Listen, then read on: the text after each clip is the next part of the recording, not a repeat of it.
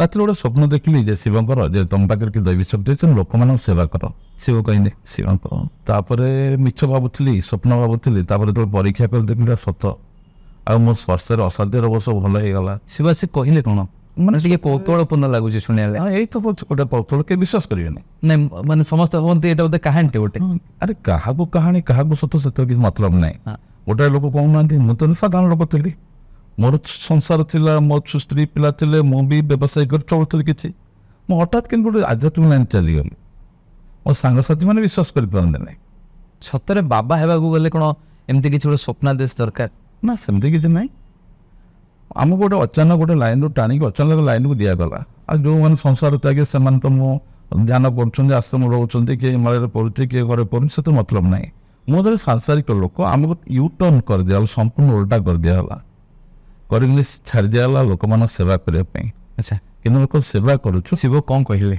ଶିବ କହିଲେ ତମ ପାଖରେ ଅଲିକ ଶକ୍ତି ଅଛି, ଅଲିକ ଶକ୍ତିରୁ ଲୋକମାନଙ୍କୁ ଛୁଇଁଲେ ତା ରୋଗ ଦୁଃଖ କଷ୍ଟ ଦୂର ହେଇଯିବ, ଲୋକମାନଙ୍କ ସେବା କର।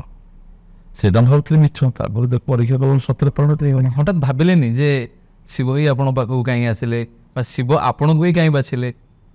ସେଇଟା ମୁଁ କହିପାରିବିନି। ଲକ୍ଷ ଲକ୍ଷ ଲୋକ ଲଟେରୀ ଟିକେଟ୍ କାଟିଛନ୍ତି, କାହା ଭାଗ୍ୟରେ କୋଟିପତି ସେଇଟା କହିପାରିବିନି। ମୋତେ କ'ଣ ପାଇଁ ବାଛିଲେ ମୁଁ ଜାଣିନି, କିନ୍ତୁ ସେ କୋଶ୍ଚିନ୍ କରିଥିଲି ଯେ କ'ଣ ପାଇଁ ମୁଁ କିଏ ଏ କଥା ମୁଁ ସ୍ୱପ୍ନରେ ପଚାରିଥିଲି। ଦେଖିବାକୁ ଗଲା ଗୋଟେ ଲୋକର ଶହ ଶହ କଙ୍କାଳ ପଡ଼ିଛି। କୋଉଠି ମାନେ ସେ ସ୍ୱପ୍ନରେ ଦେଖିଲେ? ସ୍ୱପ୍ନରେ ଦେଖିଲି ମାନେ ସେଇଦିନ ଯୋଉ ଦେଖିଲି ସେଇଦିନ ଦେଖିଲି ଶହ ଶହ କଙ୍କାଳ ପଡ଼ିଛି। ମାନେ ଗୋଟେ ଲୋକ ବହୁ ବର୍ଷ ତପସ୍ୟା କରିକି ଏ ଜାଗାରେ ପହଞ୍ଚେ, ତେଣୁ କିଛି ତ ଶକ୍ତି ଥିବ ନା, ନହେଲେ କହିଦେଲେ ଛୁଇଁଦେଲେ କିନ୍ତୁ ରୋଗଟା ଭଲ ହେଇଯାଉଛି। ତେଣୁ ସେଇଦିନ ଶିବ କହିଲେ ଆଜି ଆପଣ ଛୁଇଁବେ ଆଉ ରୋଗ ଭଲ କରିବେ? ମୋତେ କହିଲେ ଲୋକମାନଙ୍କ ସେବା କର। ଆଚ୍ଛା ଏଇ କଥା କହି ଛାଡ଼ିଦେଲେ। ଆଚ୍ଛା, ସେଠୁ ସେ ସେବା କେମିତି କରିବି ହଁ। ମୁଁ ଜାଣିନି।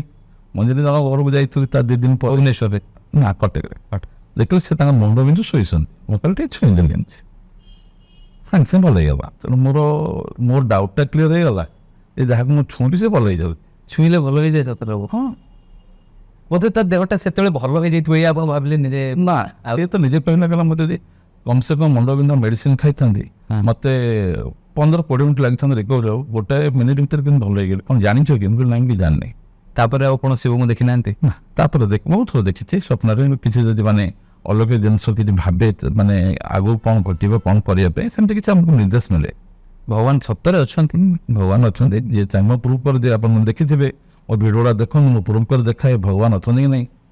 ଏବେ ଯାଇଥିଲେ ଜଗନ୍ନାଥ ମନ୍ଦିର ରଥଯାତ୍ରା ବେଳକୁ ବହୁତ ଲୋକ ଭିଡ଼ ହେଇଥିଲେ, ବହୁତ ସାମ୍ବାଦିକ ମାନେ ଘେରିଥିଲେ। ମୁଁ ତାଙ୍କୁ ଦେଖେଇଲି ଭଗବାନ ଅଛନ୍ତି ନା ନାହିଁ। ମୁଁ ଡାକିଦେଲି ଲୋକମାନଙ୍କୁ କାହାର ଆଣ୍ଠୁ ଗଣ୍ଠି ମୁଣ୍ଡ ବିନ୍ଧା ଅଛି ଆଗକୁ ପଳେଇ ଆସ।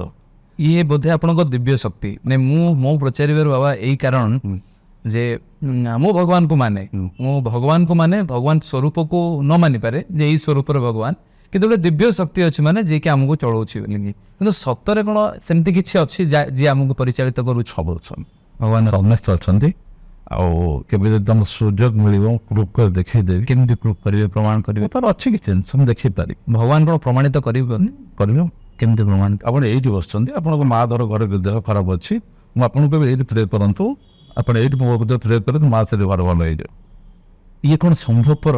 ହଁ, ଆପଣ ଗୋଟେ କାମ କରୁନାହାନ୍ତି, ଇଣ୍ଡିଆ ନୁହଁ ୱାର୍ଲଡରେ ଯିଏ ଯୋଉଠି ଥିବ ହଁ। ତା ଦେହ ଖରାପ ଅଛି ତା ମୋ ସାଙ୍ଗରେ କଥାବାର୍ତ୍ତା କରେଇଦେବେ, ମୁଁ ଏଇଠି ତ ଭଲ କରିଦେଇପାରିବି। କେବଳ କଥା ହେଇକି ଆପଣ ଭଲ? ଖାଲି ଫୋନରେ କଥା ହେଲେ ଭଲ ହେଇଯିବ, ତାକୁ ଛାଡ଼ନ୍ତୁ। ଆଜ୍ଞା। ୟୁଟ୍ୟୁବରେ ମୋର ଶହ ଶହ ମନ୍ତ୍ର ଅଛି, ବାବା ଆର୍ତ୍ତତ୍ରାଣ ମନ୍ତ୍ର।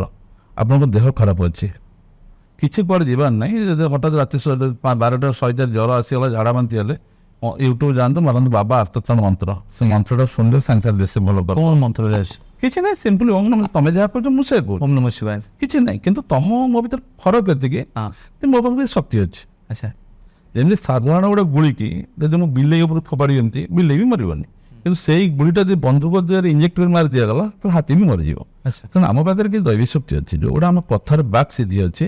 ଆମେ କହିଲେ ସେଟା କାର୍ଯ୍ୟକାରୀ ହେଇଯାଏ, କାର୍ଯ୍ୟରେ ପରିଣତ ହେଇଯାଏ।